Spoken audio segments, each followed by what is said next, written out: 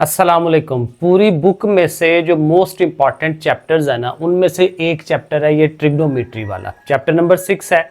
और इसमें जो सबसे पहला जो इम्पॉर्टेंट टॉपिक है वो एंगल्स का है। आपको एंगल्स का पता होना चाहिए। एंगल देखें क्या होता है, जाविया जिसको उर्दू में कहते हैं।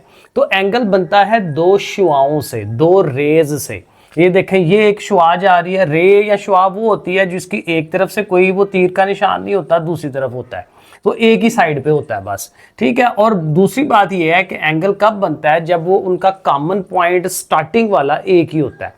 एक ही जगह से वो शुरू करते हैं दोनों रेज, एक इधर को जा रही है एक इधर को जा रही है, तो इनके दरमियान ये जो जगह बनती है हम कहते हैं कि ये इसका एंगल हो जाता है। और ये एंगल मुख्तलिफ किस्म के होते हैं, 0 degree, 10 degree, 30 degree and so on. काफ़ी ज़्यादा उसकी वैल्यूज़ जो हैं वो होती हैं। अब देखें उसमें किस्में हैं इसकी। एक कहते हैं अक्यूट एंगल। अक्यूट एंगल होता है जिसको हम कहते हैं 90 से छोटा।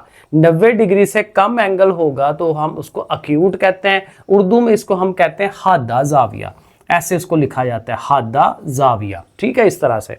नंबर 2 जो है एक राइट एंगल होता है। राइट एंगल में 90 डिग्री होता है। तो 90 डिग्री जो है दूसरी रे बिल्कुल सीधी ऊपर की तरफ चली जाती है और यहाँ पे ये जो एंगल बनता है 90। और 90 के एंगल को ऑलवेज ना ऐसे करके शो कराते हैं, आम एंगल्स को सिर्फ इस तरह से करके कर देते हैं। तो 90 जो है इस तरह से शो होना है। तो राइट एंगल की उर्दू क्या है, कायमातु जाविया। ठीक है, कायमा जाविया ऐसे कह ले, कायमा जाविया। ठीक है, राइट एंगल। उसके बाद एक होता है ऑब्ट्यूस एंगल। ऑब्ट्यूस जो है वो 90 से भी आगे चला जाता है, यानी दूसरी रे जो है वो इस तरह से करके चली जाती है। तो ये 90 से ऊपर चला गया, तो 90 से ऊपर जो है 110, 120, 130 वो वाला।